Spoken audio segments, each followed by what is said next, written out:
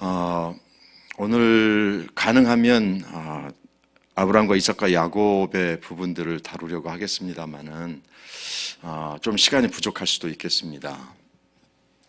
창세기에서 또 성경에서 가장 중요한 인물을 꼽으라라고 한다면 우리는 아브라함을 꼽을 수밖에 없습니다. 왜냐하면 아브라함으로부터 새로운 믿음이 시작되었기 때문이죠. 물론 이제 아담으로부터 시작해서 노아가 있었고 여러 사람들이 중간에 있었습니다만은 하나님께서 구원의 약속을 구체적으로 허락하시고 구체적인 계획, 구체적인 약속을 주신 사람이 바로 아브라함인 것이죠.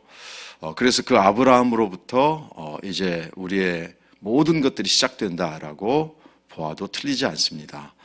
특히 아브라함은 유대인에게뿐만 아니라 우리들에게도 매우 중요한 사람이죠. 왜냐하면 사도 바울이 로마서 4장에서 믿음을 설명하면서 누구를 선택했는가 하면 아브라함을 선택합니다. 그리고 그 아브라함이 어떻게 하나님께 구원받은 자가 되었는지를 쭉 설명하는 과정 속에 사도 바울은 우리에게 이렇게 이야기합니다. 로마 4장 12절, 4장을 여러분 한번 읽어보셨으면 좋겠는데요. 할례자의 조상이 되었다. 아브라함이 할례자의 조상이 되었다라고 이야기하면서 곧 할례 받은 자에게뿐 아니라 우리 조상 아브라함이 무할리의 시에 가졌던 믿음의 자취를 따르는 자들에게도 그리하니라 라고 말씀하고 16절에서도 아브라함의 믿음에 속한 자에게도 그러하니 아브라함은 우리 모든 사람의 조상이다 라고 이야기하는 것입니다. 그래서 우리가 가끔 아브라함이 우리의 믿음의 조상이다, 믿음의 조상이다 라고 이야기할 때에 사실은 원래는 이제 이 유대인들의 조상이죠. 그러나 하나님께서 아브라함을 선택하실 때에 유대인이라고 하는 한 개 민족만을 놓고 선택하신 것이 아니라 이제 모든 민족을, 모든 인류들을 구원하기 위한 첫 번째 선택이었기 때문에 아브라함은 우리 믿음의 조상이 되는 것입니다. 그래서 아브라함을 잘 아는 것이 우리 신앙에 있어서 매우 중요한 원리가 된다는 것이죠. 자, 그런데 여러분들이 성경 창세기 읽어보시면 아브라함에게 하나님께서 약속하신 것이 이제 창세기 12장 1절로부터 3절에 나오는 말씀이죠. 이 말씀들은 우리가 너무나도 많이 알고 있고 또 너무나도 많이 이제 인용되었기 때문에 여러분들께서도 잘 아실 거라고 생각이 됩니다. 창세기 12장 1절로부터 3절 말씀을 한번 같이 펴놓고 읽어보겠습니다. 여호와께서 아브라함에게 이르시되 너는 너의 고향과 친척과 아버지의 집을 떠나 내가 내게 보여줄 땅으로 가라. 내가 너로 큰 민족을 이루고 내게 복을 주어 내 이름을 창대하게 하리니 너는 복이 될지라. 너를 축복하는 자에게는 내가 복을 내리고 너를 저주하는 자에게는 내가 저주하리니 땅의 모든 족속이 너로 말미암아 복을 얻을 것이라 하신지라 이렇게 말씀하고 있습니다. 여러분 성경을 펴놓고 같이 읽으시면서 공부를 하셔야 될 텐데요. 오늘의 중요한 포인트, 오늘 성경 공부의 중요한 포인트는 우리는 하나님께서 아브라함을 만나서 약속을 주셨다, 계약을 하셨다, 언약을 하셨다라고 하는 이 부분을 창세기 12장 1절로부터 3절 말씀만을 주로 생각합니다. 주로 이제 기억하고 있죠. 왜냐하면 이 말씀이 너무나도 중요하고 이 말씀으로부터 이제 하나님께서 믿음의 역사를 시작하셨기 때문입니다. 그런데 창세기의 아브라함에 관한 부분을 읽어보시면 여러분들이 하나님께서 약속을 이 똑같은 계약의 내용을 아브라함의 생애 가운데 몇 번 반복한 것을 볼 수가 있습니다. 물론 아브라함에게 주신 이 약속을 이삭에게서도 한번 하나님께서 말씀하시죠. 계약의 갱신을 하시죠. 또 야곱에게서도 마찬가지입니다. 그래서 하나님께서 보통 나는 아브라함과 이삭과 야곱의 하나님이라고 이야기할 때에 그 세 사람이 중요한 것이 인간이 중요하기보다는 하나님께서 그들에게 주신 약속이 중요하기 때문에 하나님께서는 그 약속을 기억하시기 위해서 아브라함과 이삭과 야곱의 하나님이라고 말씀하시죠. 자, 그런데 아브라함의 생애 가운데는 딱 한 번 나타나셔서 이 계약, 언약을 맺으신 것이 아니라 놀랍게도 5번을 하나님께서 아브라함에게 이 똑같은 말씀, 문장이 똑같다는 것이 아니라 이 똑같은 내용의 말씀을 5번 말씀하시죠. 자, 그래서 오늘은 하나님께서 왜 이 똑같은 말씀을, 똑같은 내용을 5번씩 말씀하실까? 이 5번의 약속을 살펴보는 것이 우리 신앙생활에 있어서 매우 중요한 포인트가 되고요. 그리고 하나님께서 우리에게 어떻게 역사하시는지를 깨우칠 수 있는 매우 중요한 부분이기 때문에 오늘은 아브라함에게 나타나셔서 주신 5번의 약속에 대해서 말씀을 드리려고 합니다. 이제 여러분 지금 들어오신 분들은 성경 공부에 상관없이 이름을 남겨주시기를 바라고요. 한 가지 중요한 것은 오늘 홍 장로님 이름 제대로 올리셨습니까? 홍동면으로 자꾸 올려서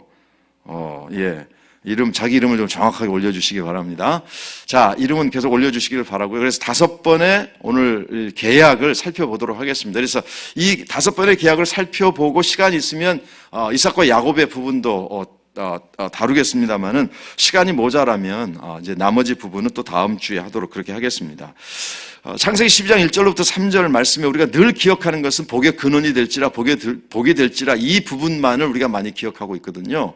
그런데 창세기 12장 1절부터 3절 사이에 중요한 포인트는 뭐냐면 땅의 모든 족속이 너로 말미암아입니다. 그러니까 우리가 보통 생각할 때에 아브라함이 유대인의 조상이기도 하지만 하나님께서 첫 번째 주신 약속은 땅의 모든 족속 중에는 오늘 말씀을 배우고 있는 여러분과 저도 포함되는 것이죠. 땅의 모든 족속을 위한 복을 주십니다. 그런데 이 복이 현세적인 복이라고도 할 수 있습니다. 그러나 여기서 말씀하신 복은 우리가 물질을 얻거나 우리가 이야기하는 것처럼 세상의 어떤 것을 이루어가는 복이라기보다는 영적인 복이고요. 또 땅의 모든 족속이 아브라함을 선택하신 이 선택에 우리도 포함이 된다. 그래서 이 복은 영적인 복이고 구원의 복이다라고 이해하는 것이 맞습니다. 저는 지난 토요일에 하나님께서 아브라함에게 나타나셨을 때에 과연 아브라함이 하나님을 어떻게 인식하고 있었을까? 참 이 부분은 정확하게 설명이 나와 있지 않습니다만은 아브라함이 처음부터 하나님을 잘 알고 있었던 존재는 분명히 아니었을 것입니다. 하나님을 한꺼번에 알 수도 없었고 하나님을 안다고 하는 것은 불가능했죠. 그래서 지난주에 제가 말씀을 드리면서 아브라함이 속해 있던 문화적인 배경을 통해 하나님을 이해할 수밖에 없었습니다. 왜냐하면 아브라함의 아버지 데라 하나님을 믿었다라고 우리가 인정할 수 없고 또 하나님을 믿지 않았다라고 설명하고 있기 때문에 하나님을 제대로 이해할 수 없는 상황이었죠. 그렇기 때문에 하나님께서는 아브라함에게 나타나셔서 오늘 언약의 말씀을 주시지만 아브라함이 이 언약의 말씀을 100% 이해하고 있었을까?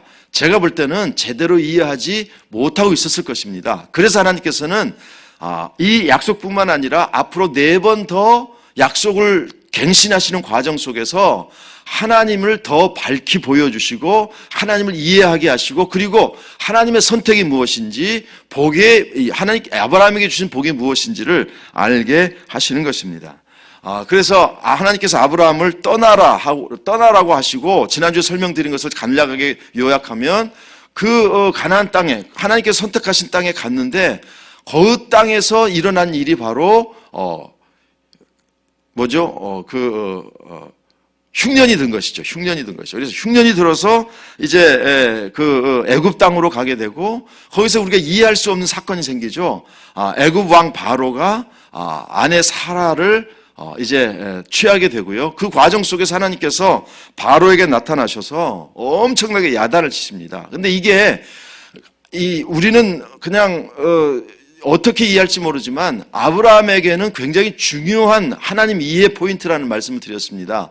아브라함의 배경, 특히 수메르 문명 가운데서는 신들의 종류가 있거든요. 왕을 돕는 신, 그 다음에 귀족을 돕는 신, 그리고 그냥 일반 사람들을 돕는 신인데 아브라함은 귀족도 아니고 왕도 아닙니다. 그래서 아브라함이 이해했던 하나님은 그저 우리 이 일반 사람들을 돕는 신 정도 중에 한 사람, 그래서 그 신을 받아들인 정도라고 우리가 이해할 수 있거든요. 그런데 하나님께서는 태양, 즉 다시 말해서 신으로 여겨졌던 바로를 책망하시는 과정을 통해서 그러니까 신을 야단치고 재앙을 내리심으로 말미암아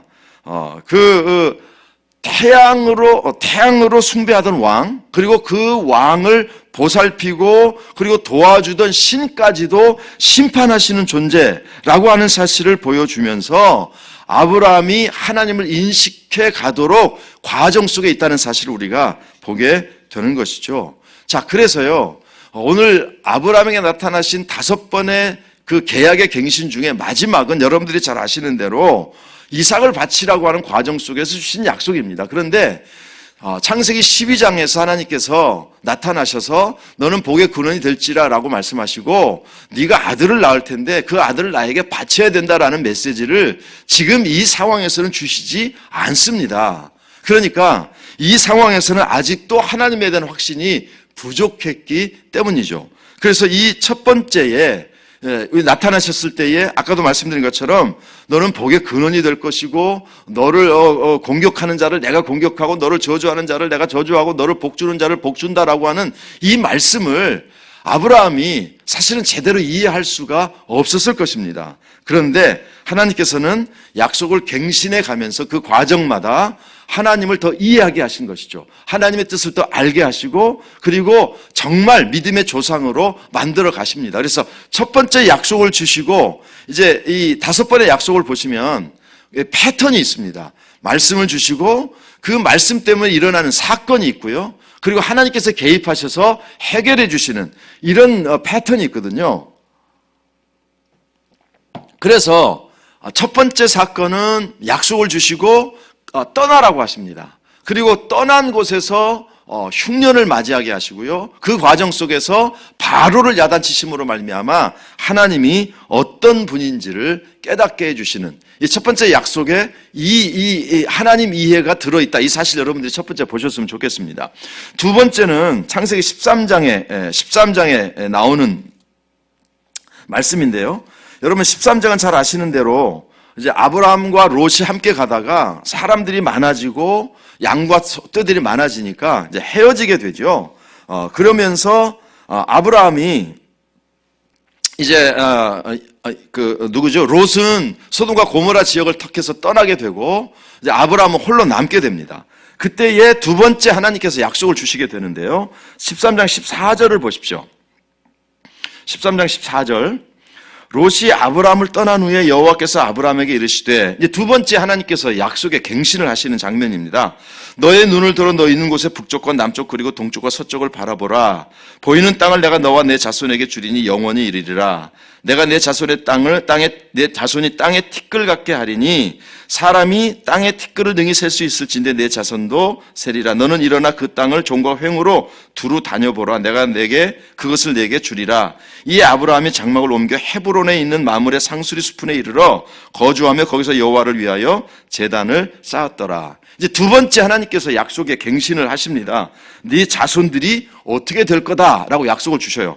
그리고 나서 사건이 생깁니다. 그게 바로 이제 14장에 바로 롯이 그 당시의 연합군들에게 그 전쟁 속에서 포로로 잡혀가게 되고요.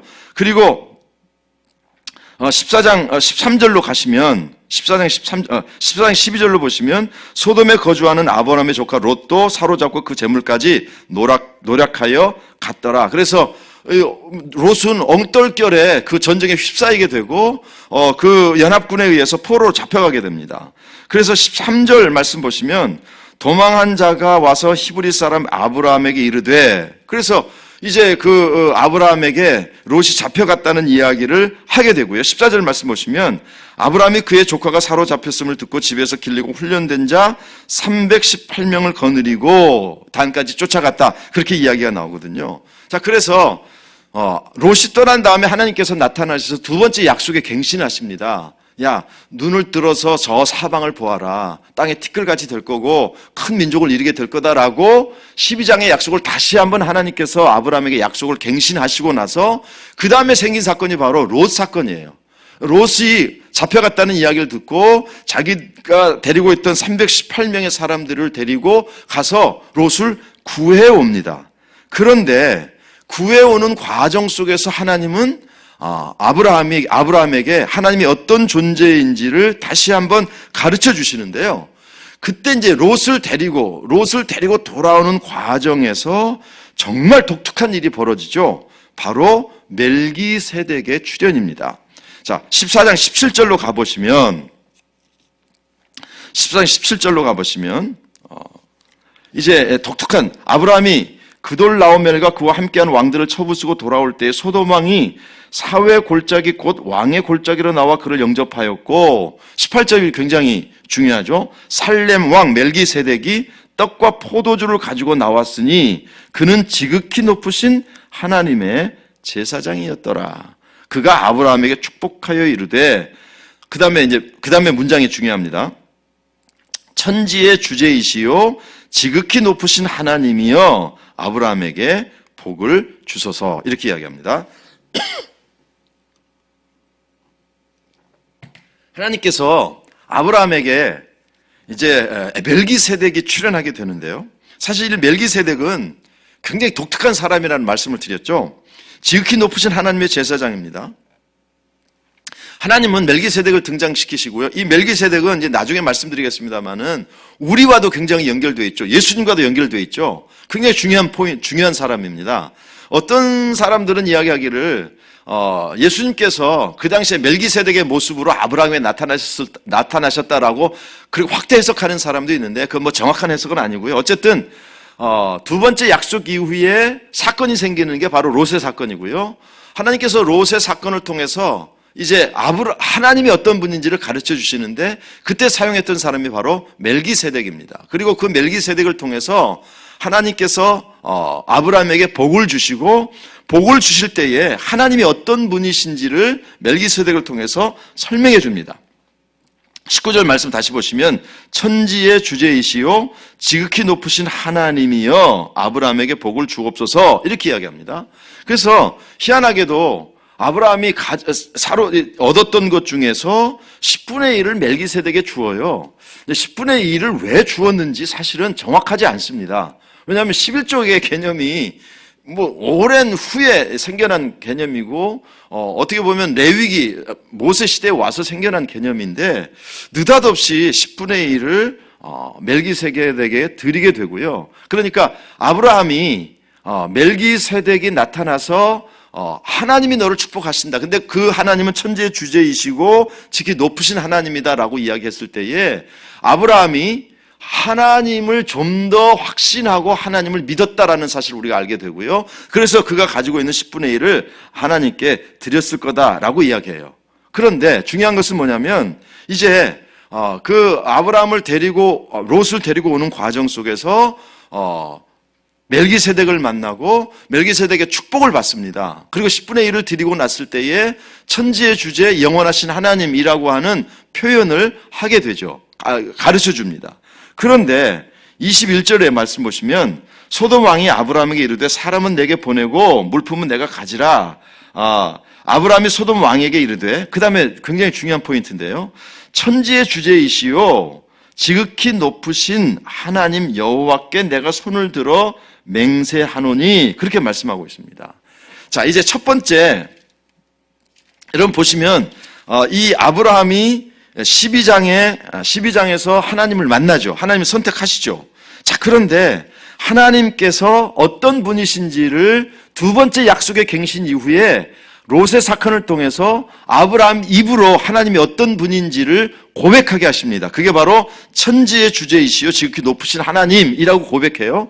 이렇게 고백할 수 있는 것은 멜기세덱이 준 축복 때문이기도 하지만 그 전의 사건이라는 말씀, 중요하다는 말씀 드렸죠. 바로 바로를 하나님께서 야단치시고 바로의 집안에 재앙을 내리시는 거예요. 그러니까 바로는 자체가 신이고 바로를 돕는 가장 뛰어난 신이 있는데 그 신을 책망하시는 하나님이라는 사실을 첫 번째 계약 갱신을 통해서 깨닫게 하시고요. 두 번째 이 사건을 통해서 하나님께서 멜기세덱을 통해 축복하시고 천지의 주제, 지극히 영원한 하나님이라고 하는 하나님에 대한 명칭을 가르쳐 주는데, 이 두 번째 갱신 이후에 아브라함이 자기 입으로 하나님은 천지의 주제이시고 지극히 높으신 하나님이라고 고백하게 만드는 것입니다. 그래서 첫 번째 약속 이후에 두 번째 약속에서는 좀 더 발전된 이제 믿음의 고백을 가지게 되고 하나님을 더 알아가게 됩니다. 여러분, 이 멜기세덱은 굉장히 중요한 사람이라는 말씀을 드렸는데요. 왜냐하면 멜기세덱이 다시 등장하는 성경이 어디냐면 신약 성경의 히브리서입니다.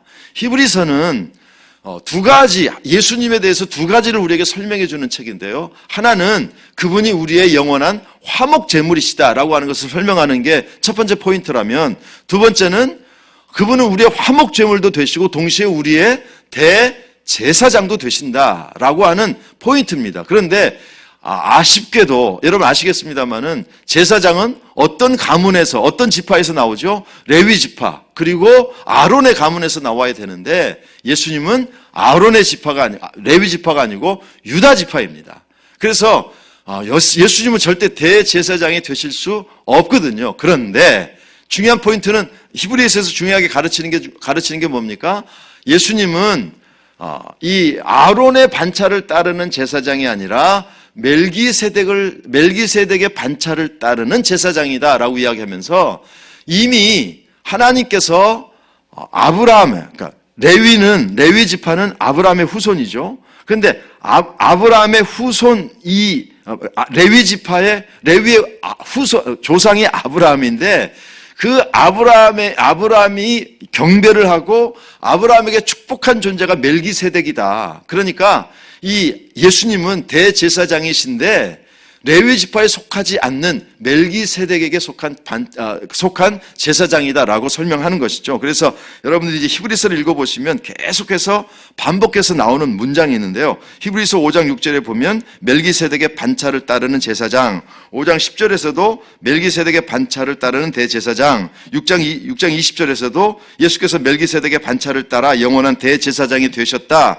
7장 1절에서도 멜기세덱은 살렘 왕이여 지극히 높으신 하나님의 제사장이라 여러 왕을 쳐서 죽이려고 돌아오는 아브라함을 만나 복을 빈 자라. 그러면서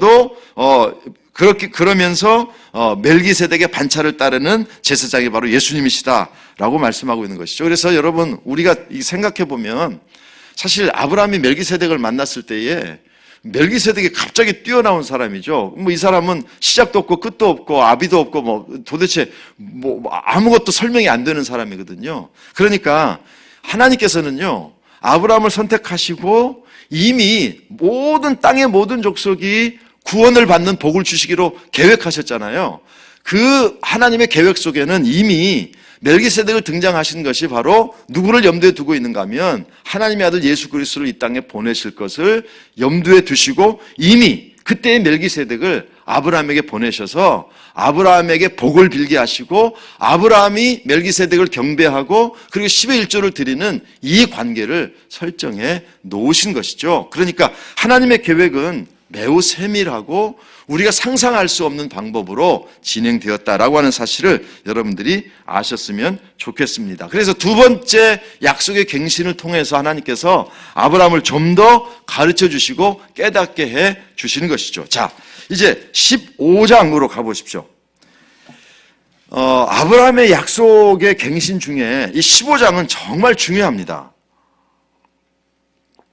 그리고 설명이 필요한 것이 바로 이 15장인데요. 자, 이제 세 번째 하나님께서 나타나셔서 아브라함의 약속의 갱신을 하십니다. 15장 1절 말씀 보시면 이후에 여호와의 말씀이 환산 중에 아브라함에게 임하여 이르시되 아브라함아 두려워하지 말라. 나는 내 방패요 너의 지극히 큰 상급이니라.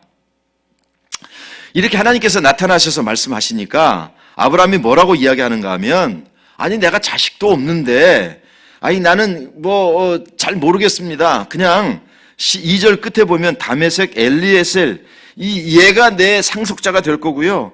얘나 축복해 주십시오 라고 이야기하니까 하나님께서 이제 5절 말씀을 보십시오. 그를 이끌고 밖으로 나가 이르시되 하늘을 우러러 무뼈를 셀 수 있나 보라. 또 그에게 이르시되 내 자손이 이와 같으리라. 이렇게 이야기하거든요. 그러니까 하나님께서 이제 세 번째 나타나셔서 어떻게 보면 아무런 상황의 변화가 일어나지 않으니까 아브라함이 내 상속자는 다메섹 엘리에셀 얘를 통해서나 복을 주세요라고 이야기하니까 하나님께서 이제 밖으로 나가셔서 하늘에 있는 별을 보라라고 말씀하시면서 이 사건이 일어나는 것이 이제 저녁이라는 사실을 우리에게 가르쳐 주시고요. 그래서 6절 말씀 보시면 아브라함이 여호와를 믿으니 여호와께서 이를 그의 의로 여기시고 그 다음에 7절에 또 그에게 이르시되 나는 이 땅을 내게 주어 소유를 삼게 하려고 너를 갈대아인 우리에서 끌어낸 여호와니라 라고 말씀합니다. 자, 그런데 그때에 아브라함이 뭐라고 이야기하는가 하면 8절에 주 여호와여 내가 이 땅을 소유로 받을 것을 무엇으로 알리까? 라고 이야기해요. 그런데 하나님께서 이전에도 없었고 이후에도 아브라함에게 한 번도 하지 않으시는 독특한 행동을 하도록 하십니다. 그게 뭐냐면 9절 말씀을 잘 보십시오. 여호와께서 그에게 이르시되 나를 위하여 3년 된 암소와 3년 된 암염소와 3년 된 순양과 산비둘기와 집비둘기 새끼를 가져올지라. 그러니까 하나님께서 갑자기 3년 된 암소, 암염소, 그리고 순양, 그리고 산비둘기, 집비둘기를 가져와라. 그 다음에 10절 말씀 보세요. 아브라함이 그 모든 것을 가져다가 그 중간을 쪼개고 그 쪼갠 것을 마주 대하여 놓고 그 새는 쪼개지 아니하였으며 솔개가 사체 위에 내릴 때에는 아브라함이 쫓았더라. 그리고 이제 13절부터 계속해서 하나님께서 복을 이야기하는데 16절 말씀 보시면 내 자손은 4대만으로 이 땅으로 돌아오리니 이는 아모리 족속의 죄악에 가득 차지 아니함이라 하시더니, 자, 이게 이제 굉장히 이상한 표현을 하시는데요. 하나님께서 13절 말씀 보시면 여호와께서 아브라함에게 이르시되 너는 반드시 알라 내 자손 이방에서 개교되어 그들을 섬기겠고 그들은 400년 동안 자손을 괴롭히리니 그들을 섬기는 나라를 내가 징벌할지며 그 후에 내 자손이 큰 재물을 이끌고 나오리라. 자, 그런데 이제 15장이 좀 이해하기 어려운 부분이 뭐냐면 왜 하나님께서 이방에 객이 되냐 이런 부분들은 잘 설명하지 않으셔요.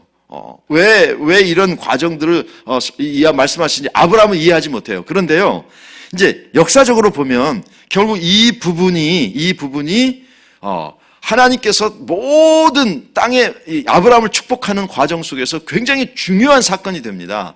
이 400년 동안 객이 되는 사건이 어디에 언제 가서 나타나게 되죠? 바로 요셉 이후에 나타나게 되죠. 요셉이 애굽의 총리가 되게 하시고 야곱이 그의 자식들을 데리고 애굽으로 가게 되고요. 그리고 애굽에서 400년 동안 이제 지내게 됩니다. 그런데 오늘 말씀해 보시면 이게 이제 아브라함의 입장에서는요, 굉장히 이상한 축복인 거예요. 왜냐하면 객이 되고 400년 동안 그 자손이 괴롭힘을 받는다라고 하는 것이 무슨 축복입니까? 이건 축복도 아니고 어떻게 보면 저주에 가까운 것이거든요.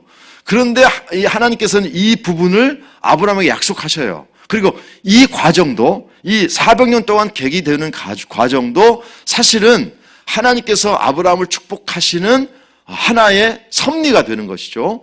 이제 요셉 부분에 가서 다시 한번 말씀을 드리겠습니다만은 하나님께서는 아브라함이 숫자가 많아질 거다라고요. 아브라함의 후손들이 숫자가 많아질 거다가 일단 축복이에요. 그래서 땅의 티끌처럼 많아질 거고 하늘의 별처럼 많아져야 돼요. 그런데 많아지는 과정이 어디서 폭발적으로 많아지는가 하면 바로 애굽 땅에 정착하는 과정 속에서 폭발적으로 사람들이 늘어나게 되죠.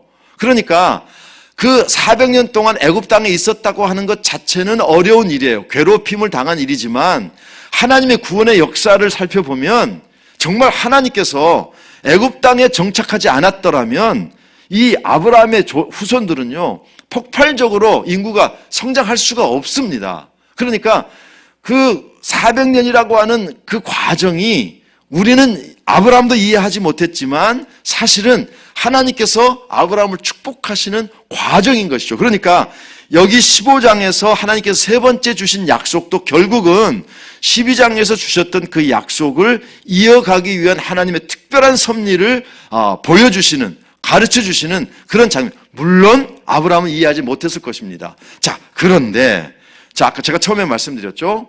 이 세 번째 약속의 갱신은 아까 5절에서 하늘을 우러러 무뼈를 셀 수 있나 보라. 그렇게 말씀하시면서 네 자손이 이와 같으리라라고 말씀하시는 것이거든요. 자, 그러니까 첫 번째 12장에서 주셨던 약속 중에 땅의 모든 족속이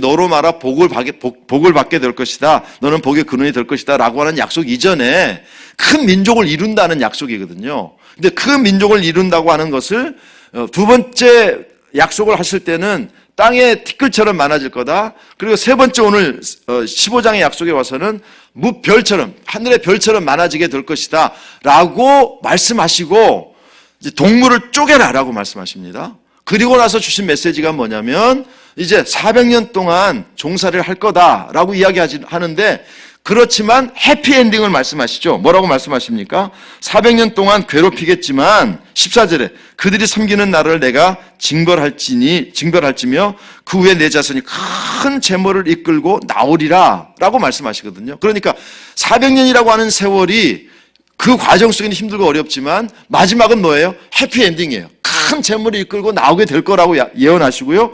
여러분 출애굽기에 보면 정말 이 예언대로 사람들만 나오는 것이 아니라 큰 재물을 가지고 나오게 되죠. 자, 이제 그 다음이 중요합니다. 자, 보세요. 17절. 해가 져서 어두울 때에 연기 나는 화로가 보이며 타는 횃불이 쪼갠 고기 사이로 지나더라. 자, 이게 이상한 약속을 하시는데요. 자, 그 다음에 18절에 그날에 여호와께서 아브라함과 더불어 언약을 세워 이르되 라고 말씀하시면서 다시 한번 약속을 갱신하신다라고 하는 것을 보여주거든요. 자, 그런데 이제 여기서 이제 굉장히 좀 설명이 필요합니다. 무슨 설명이 필요하냐면 왜 하나님께서는 동물을 쪼개라고 하셨을까? 여러분 지금까지 이 부분을 어떻게 이해하셨는지 모르지만 이 쪼개는 것과 아브라함의 약속과 도대체 무슨 상관이 있는 거야? 우리가 이렇게 생각하기 쉽고요. 근데 이 부분에 대해서는 정확하게 설명이 잘 되지 않는 부분이었거든요. 자, 그런데 여러분 이 당시에 제가 이제 우리가 아브라함을 이해할 때에 그 당시 문화적인 배경, 그 당시 시대의 배경을 가지고 우리가 함께 이해하는 것이 중요하다는 말씀을 드렸잖아요. 자, 그런데요.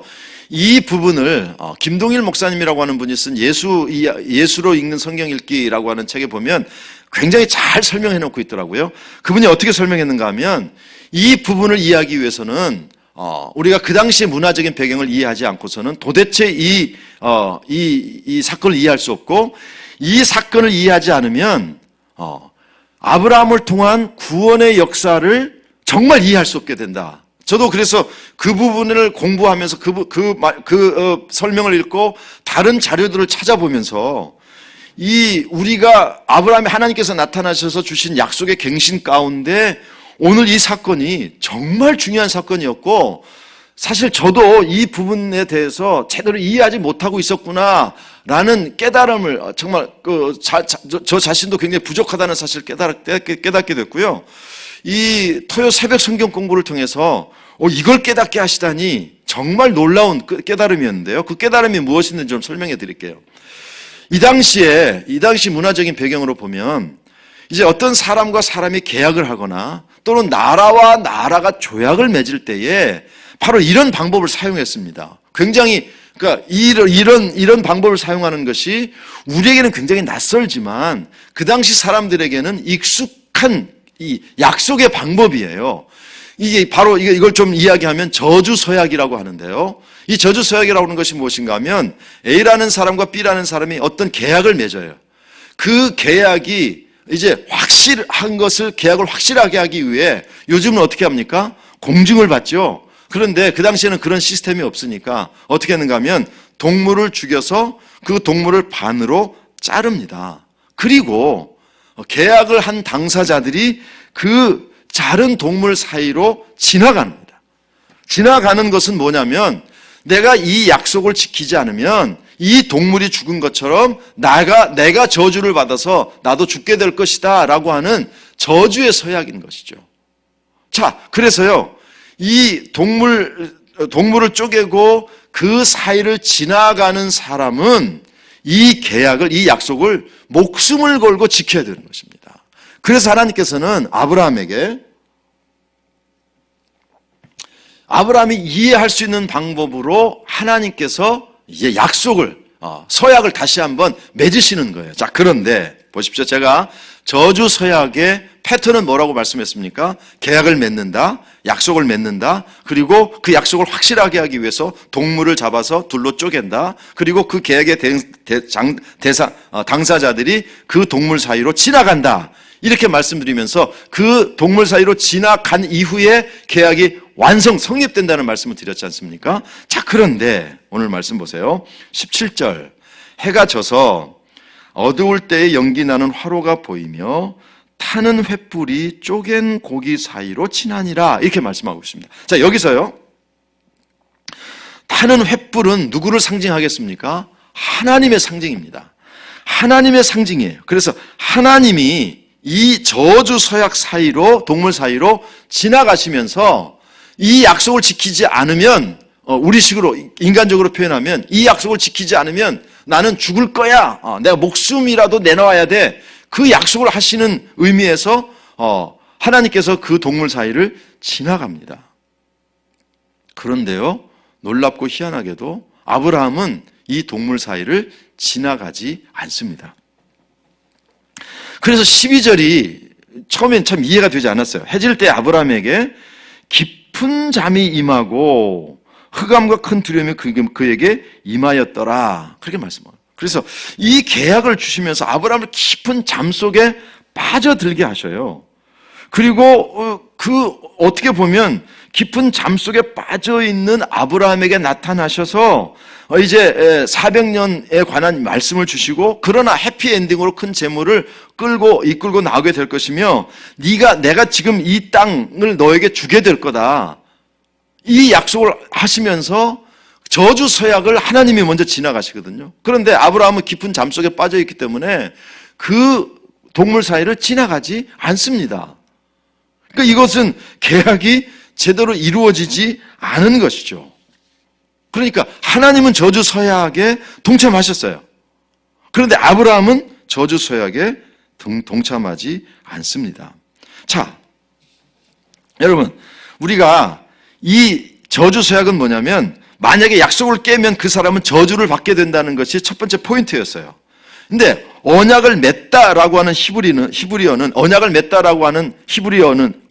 맺다라는 이 문장을 히브리어로 하면 카라트 베리트라고 하는 히브리어를 쓴다고 하는데요. 카라트의 뜻이 뭐냐면 쪼개다라는 뜻이고, 나아가서 언약을 맺다라는 뜻으로 그 당시에 사람들이 이해를 했다는 것입니다. 그래서 여러분 18절 말씀 보시면 그날에 여호와께서 아브라함과 더불어 언약을 세워, 이렇게 말씀하고 있지 않습니까?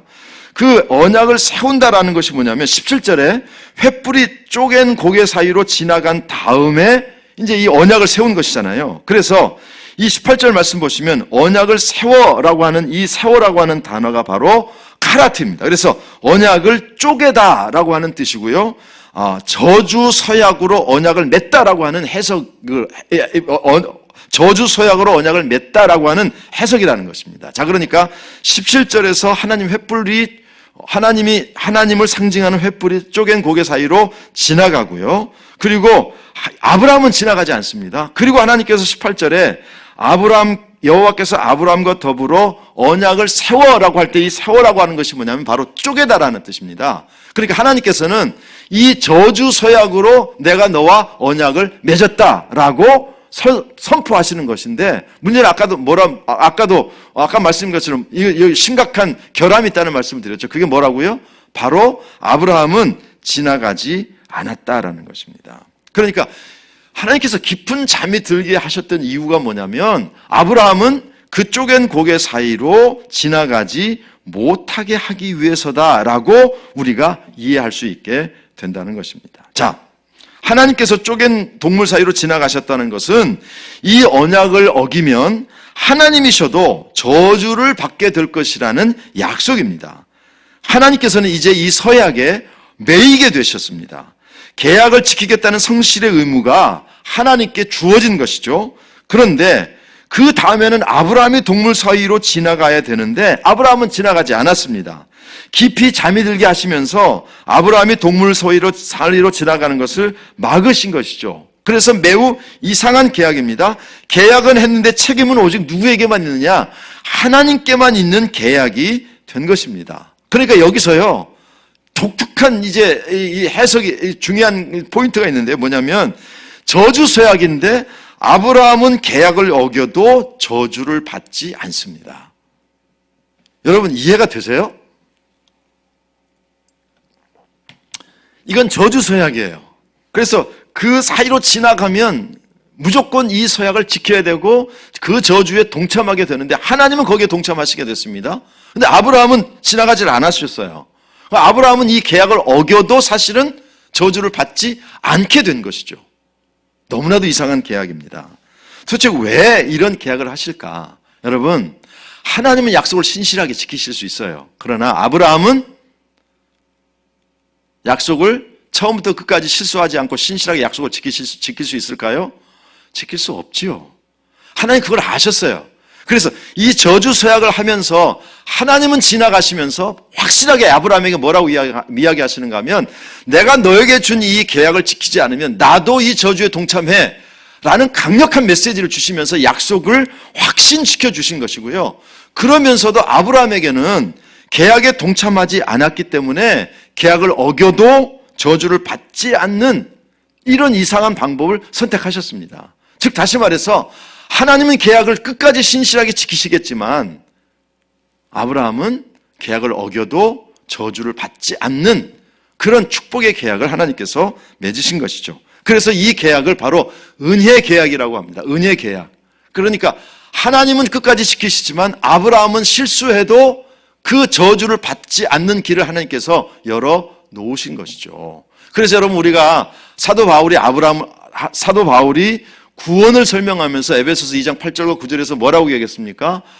구원은 하나님의 선물이고 오직 은혜로 말미암아 받는 것이다 라고 하는 설명이 바로 이 저주 서약을 통해서 우리가 깨닫게 되는 것입니다. 그래서 아브라함을 하나님께서 깊이 잠들게 하시고 그 동물 사이로 지나가지 못하게 하시면서 하나님께서는 본인은 끝까지 목숨을 바쳐서 그러니까 생명을 바쳐서 끝까지 나는 이 계약을 지킬 거야. 그러나 아브라함은 계약에 동참하셨고 너는 내가 너와 언약을 맺었다라고 선언하셨잖아요. 언약을 쪼개다. 이 저주 서약에 이제는 너와 내가 동참하게 됐다라고 선언하셨지만 아브라함은 혹 실수해도 저주를 받지 않는 길을 열어 놓으셨다는 것입니다. 아브라함을 비롯한 인간의 연약함을 하나님께서는 알고 계셨죠. 그래서 사도 바울이 로마 교회에 편지하면서 반복해서 했던 이야기가 무엇입니까? 의인은 없나니 단 한 사람도 없다.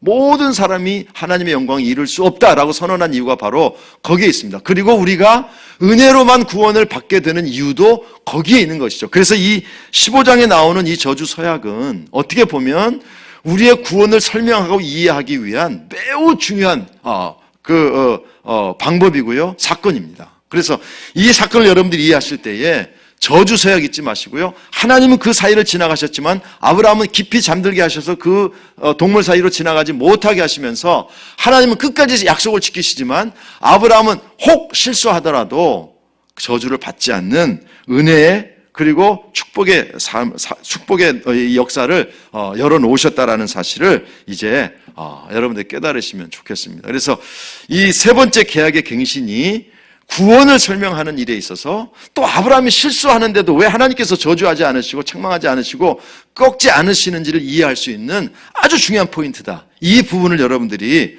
꼭 이해를 하셨으면 좋겠고요. 이 부분을 그렇게 여러분들이 이해를 하셨으면 좋겠습니다. 그래서 15장이 도대체 이게 뭐야?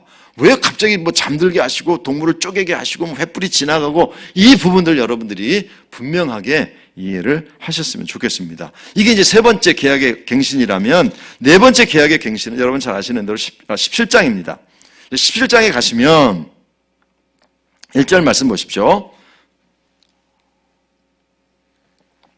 아브라함이 99세 때에 여호와께서 아브라함에게 나타나셔서 그에게 이르시되 나는 전능한 하나님이라 라고 말씀하시면서 다시 한번 약속의 갱신을 하십니다.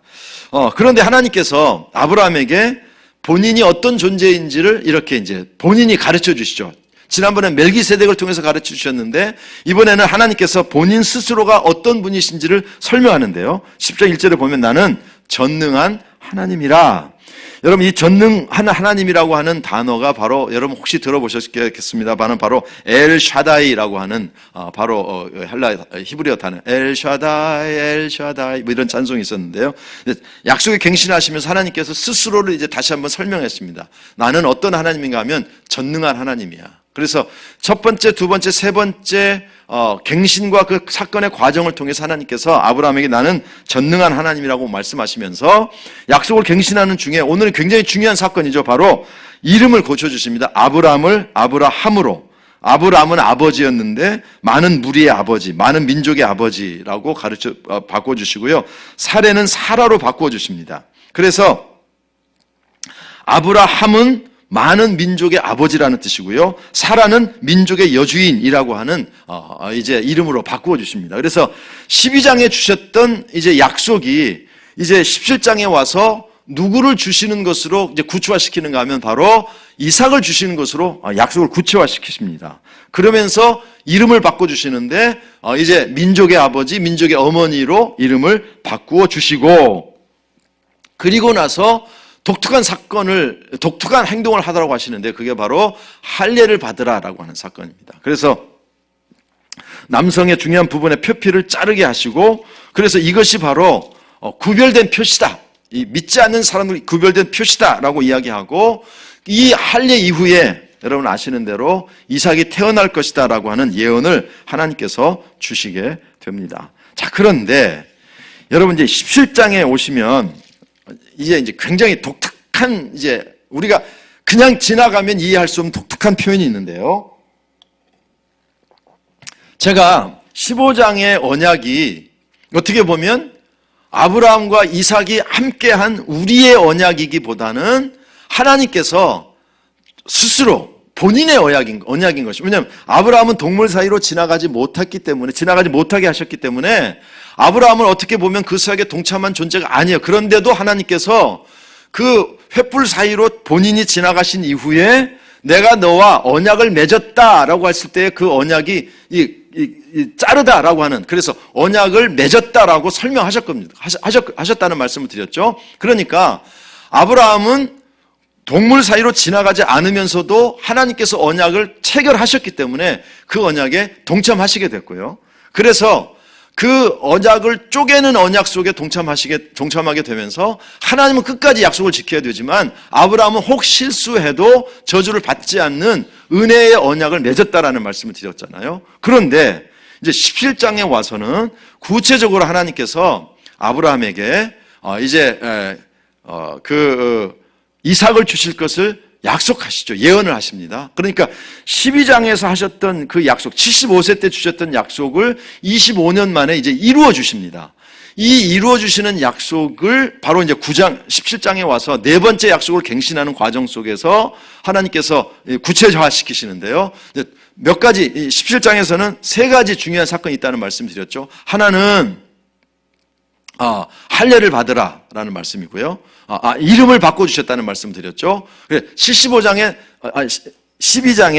75세 때에 네가 모든 모든 민족이 너를 통해서 구원을 받을 거야 라고 말씀하실 때에 이제 민족의 아버지라고 하는 이름으로 갱신을 시켜준 민족의 어머니라는 이름으로 아브라함과 사라를 고쳐주십니다. 두 번째 사건이 할례를 받으라는 사건입니다. 그래서 이제 하나님의 백성을 구체적으로 하나님께서 하나님 백성 아닌 자와 백성인 자로 구체화시키는 할례 표시를 하게 하시고요. 그리고 나서 이삭을 주시겠다는 약속을 하시게 줍니다. 그래서 이제 17장에 와서 하나님께서 구체적으로 어떻게 이제 그 약속이 이루어질 것인지 이삭을 통해서 약속을 하시게 되는데 이제 4절 말씀 보시면 보라 내 언약이 너와 함께 있으니 너는 여러 민족의 아버지가 될지라 이제 후로는 내 이름을 아브람이라 하지 아니하고 아브라함이라 하리니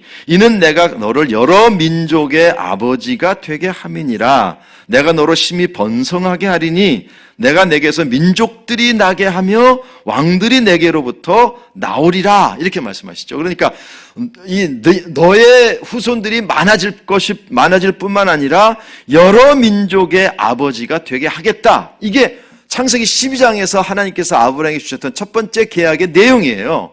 그러면서 17장에 와서는 99세 때에 구체적으로 이제 약속을 주시는 과정 속에 누구를 설명하시는가 하면 바로 이삭을 예언하십니다. 내년 이맘때에 100세 될 때에 이삭이 태어나게 될 거다라고 말씀하시는 것이 네 번째 계약의 갱신의 굉장히 중요한 내용이죠. 자, 그런데 여러분, 우리가 17장에서 정말 보고 지나가야 될, 하나님께서 굉장히 반복해서 하시는 표현이 있습니다. 제가 성경을 설명할 때에 성경에 많이 나오는 것이 중요하다, 앞에 나오는 것이 중요하다는 말씀 드렸습니다. 그러니까 사람도 앞에 나오는 사람이 중요하고, 많이 나오는 사람이 중요하고, 긴 사건이 중요하고, 이 부분들을 말씀을 드렸어요. 중요하지 않은 것들은 하나님께서 간략하게 넘어가시는데, 중요한 사람들은 길게 설명한다는 말씀을 드렸고요. 또 반복해서 설명하신다는 말씀을 드렸습니다. 자, 그런데요. 자, 17장을 펴놓으시고 저와 함께 따라가면서 그 말씀을 좀 살펴보겠습니다. 여기서 하나님께서 독특한 표현을 하셔요. 2절 말씀 보시면 내가 내 언약을 이렇게 말씀하시죠. 이제 4절로 가보십시오. 내가 내 언약이, 그 다음에 7절로 가보십시오. 내가 내 언약을, 9절로 가보십시오. 너는 내 언약을 지키고, 10절로 가보시면 끝에 보면 지킬 내 언약이니라. 그리고 13절로 가보십시오. 너는 너희 집에서 난 자들이 너희 돈으로 산 자들 할례를 받아야 하리니 이는 내 언약이 너의 살에 있어, 이렇게 말씀하고 있고요. 그 다음에 14절로 가보시면 할례를 받지 아니한 남자 곧 포피를 베지 아니하는 자는 백성이 끊어지리니 그가 내 언약을 배반하였음이라 라고 말씀하고 있습니다. 19절로 넘어가 보십시오. 하나님이 이르시되 아니라 내 아내 사라가 내게 아들을 낳으리니 너는 그 이름을 이삭이라 하라.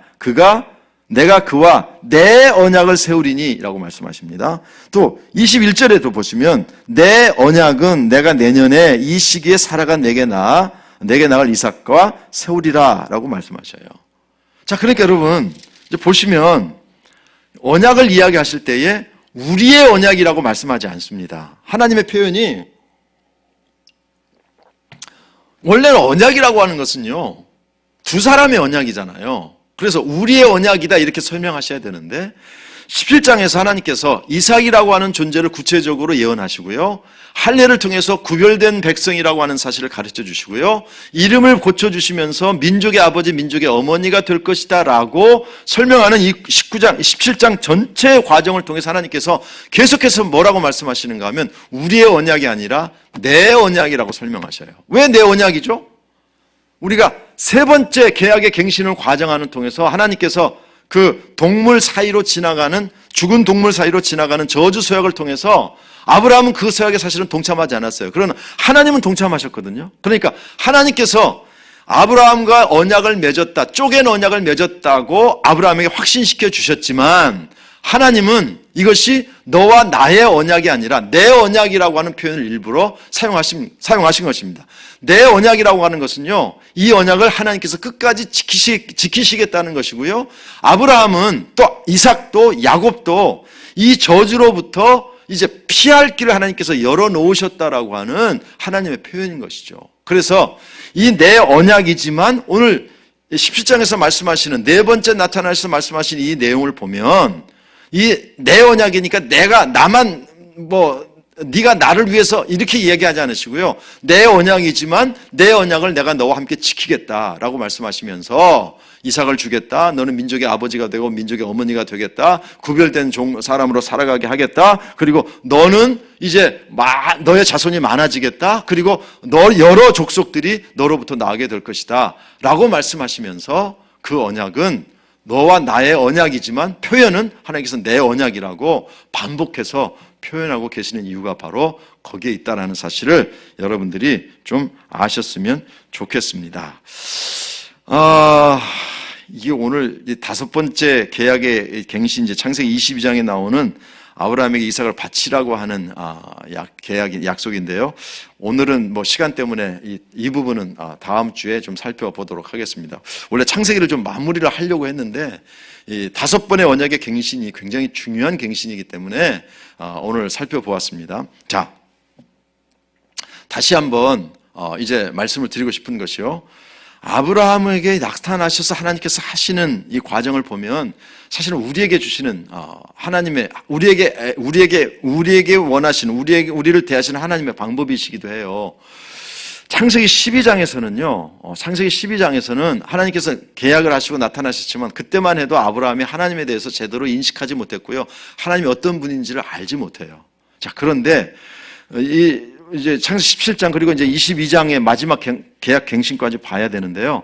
그 과정을 통해서 하나님께서는 뭘 하시는가 하면 아브라함에게 하나님이 어떤 분인지를 가르쳐 주십니다. 그리고 아브라함이 하나님이 어떤 분이신지를 본인 입으로 선포하게 하고요. 그 과정을 통해서 하나님께서 아브라함과 계약을 갱신하는 과정 속에서 이제 창세기 22장에 가면 이삭을 바치라고 하는 명령까지 가게 됩니다. 그러니까 12장에서 이삭을 바치라고 이야기하잖아요. 하나님께서 아브라함을 준비시키시고 그리고 준비되었을 때에 이삭을 바치라고 하시는 것이죠. 그래서 하나님께서는 어떤 사람이 하나님의 선택을 받아서 하는 믿음이 시작되었을 때에 그 믿음이 성장할 수 있도록 하나님께서 도와주시는 것이죠. 그래서 이 계약의 갱신의 과정을 통해 보면 또 아브라함의 생애를 보면 아브라함이 노력한 부분도 있지만 하나님께서 인내하시고 그를 세워가시는 과정을 우리가 볼 수 있게 되는 것이죠. 하나님께서 아브라함을 대하듯이 우리를 대하신다는 이 사실을 이제 창세기 22장까지 보아야 이제 완성이 되는데 어쩔 수 없이 다음 주에 이 말씀을 보면서 5번의 계약이 어떻게 필요한지, 왜 필요한지, 어떻게 완성이 되는지를 여러분들에게 설명을 드리도록 하겠습니다. 정말 중요한 계약은 세 번째 계약이라는 말씀을 여러분들에게 드렸어요. 동물을 쪼개고 동물 사이로 하나님이 지나가시는 이 과정이 저주서약이었고요. 그 저주서약에 참여하는 사람은 반드시 생명을 담보로 그 계약에 매이게 됩니다. 그런데 하나님께서는 아브라함을 깊이 잠들게 하시고 지나가지 못하게 하시면서 본인은 그 약속에 매이지만 그 약속을 어기지 않으면 하나님은 매이게 되지만 아브라함은 지나가지 못하게 하시면서 언약에 포함시켜 주시면서도 동시에 아브라함이 실수할 때도 이제 저주받지 않는 길을 열어놓으시게 된 것이고요. 이제 나중에 설명드리겠습니다만은 하나님께서 저주서약에 동참하시면서 왜 하나님의 아들 예수 그리스도께서 죽으셨을까? 이 저주서약을 통해서만 이해할 수가 있는 거예요. 왜냐하면 하나님께서 이제 모든 사람들의 죄를 용서해 주시기 위해서는 죄 없는 자가 하나님 앞에 제물이 돼야 되거든요. 그러니까 하나님 스스로가 죽지 않으면 이게 계약이 완성이 저주서약이 풀리지 않는 거예요. 그래서 하나님께서는 본인이 저주서약을 깨트리기 위해서 자신의 아들 예수 그리스도를 십자가에 죽게 하신 것입니다. 그래서 여러분들이 세 번째 이 서약 부분은 제가 설명드린 것을 중심으로 여러분들이 좀 자료 같은 것 좀 찾아보시면서 다시 한번 좀 이해를 하시면 훨씬 더 중요한 부분이 되겠고요. 그래서 우리는 그냥 창세기 12장 하나님의 선택만을 중요하게 생각했고 복의 근원이 될 줄 알만 중요하게 이해했는데 사실은 그 복은 모든 민족이 구원받은 데 동참하게 되는 복이고요. 그 과정 속에서 가장 중요한 계약의 갱신이 바로 세 번째 있었던 계약의 갱신이고 죽은 동물 사이로 지나가는 이 저주서약이었다라는 것이고요. 이 저주서약이 사실은 모든 하나님의 구원의 방법과 연결되어 있다. 은혜로 받는다. 그리고 이 저주서약을 풀기 위해서는 죽어야 되는데 하나님께서 아브라함을 죽이시는 것이 아니라 본인이 죽으셔요. 그게 바로 예수님께서 십자가에 죽으시는 것이다. 이 부분을 여러분들이 이제는 창세기 15장을 읽으실 때에 왜 갑자기 잠들게 하시고 동물을 쪼개게 하시고 횃불로 지나가게 하시고 이 부분을 여러분들이 꼭 이 부분만큼은 정말 여러분들이 성경 공부하는 중에 정말 잊지 말아야 될 부분입니다. 그래서 사실 여러분과 저도 저주서약 속에 동참한 자이기 때문에 우리가 하나님의 말씀을 어기면 우리는 저주를 받아서 죽어야 돼요. 그런데 우리는 그 동물 사이로 지나가지 않은 존재이기 때문에 하나님께서 우리가 그 계약을 때로는 깨트려도 저주받지 않는 길을 열어놓으신 것이죠. 그리고 우리가 구원받을 때에도 은혜로 받는 것이고 그 은혜로 구원받기 위해서 이 저주서약을 풀어야 되는데 그 저주서약을 풀기 위해서 하나님께서 본인이 죽으신 것이죠. 그것이 바로 하나님의 아들 예수 그리스도가 죽으신 것입니다. 우리는 그 언약에 동참하게 된 존재인 것이죠. 그렇기 때문에 여러분, 제가 이 부분을 굉장히 중요하게 생각하고 강조해서 여러분들에게 설명을 드립니다. 창세기 15장 다시 한번 읽어보시고, 하나님께서는 이런 계약을 통해서 우리에게 구원의 문을 이미 열어놓으셨구나, 이 부분들을 이해하시면 좋겠습니다. 제가 창세기를 마무리한다 계속해서 말씀을 드렸는데 오늘도 이 말씀을 마무리를 못하게 됐네요. 정말 죄송하게 생각하고요. 오늘 성경 공부에 이 참석한 분들이 정말 많아야 되는데 오늘 보니까 안타깝게도 어떻게 몇 분이나 되는지 모르겠네요. 많은 분들이 참석하지 못했네요. 사실 이 부분을 굉장히 중요한데 아마 연휴 기간이어서 많이 참석하지 못하신 것 같고요. 혹시 지금 이제 성경 공부를 하는 중이어서 이제 그 이름을 올리지 못하신 분들이 계시면 지금 이제 이름을 좀 올려주시고요. 이게 끝나고 나면 잠시 또 찬양을 틀어드릴 테니까 오늘 말씀 들은 거 생각하시면 잠시 기도하시고요. 또 그 시간에 여러분들께서 출석하셨다고 꼭 올려주시면 좋겠고, 안타깝게도 오늘 또 연휴 기간이어서 많은 분들이 참석하지 못했는지 안타깝습니다. 어쨌든 이 부분은 꼭 다시 한번 우리 주변 분들에게 좀 알려주시고요. 이 성경 공부 15장 사건은 굉장히 중요하니까 이해를 하셨으면 좋겠습니다. 내일은 1부, 2부, 3부 정상적으로 예배를 드리도록 하겠습니다. 예배 잠깐 기도하고 일단 마치고 광고하도록 하겠습니다. 하나님 아버지 고맙습니다.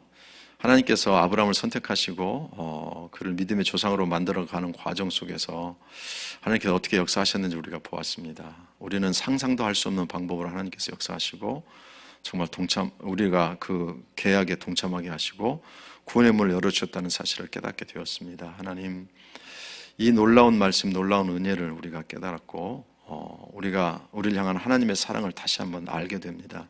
왜 우리가 은혜로 구원을 받을 수밖에 없는지, 왜 하나님께서 아들 예수 그리스도를 이 땅에 보내시면 하는지 정말 알게 되는 귀한 깨달음을 주셔서 감사합니다. 이 은혜 안에 있다는 사실을 우리가 알고 깊이 감사하며 하나님께 영광을 돌리는 아름다운 삶을 살게 하여 주시옵소서. 예수님의 이름으로 감사하며 기도합나이다. 아멘.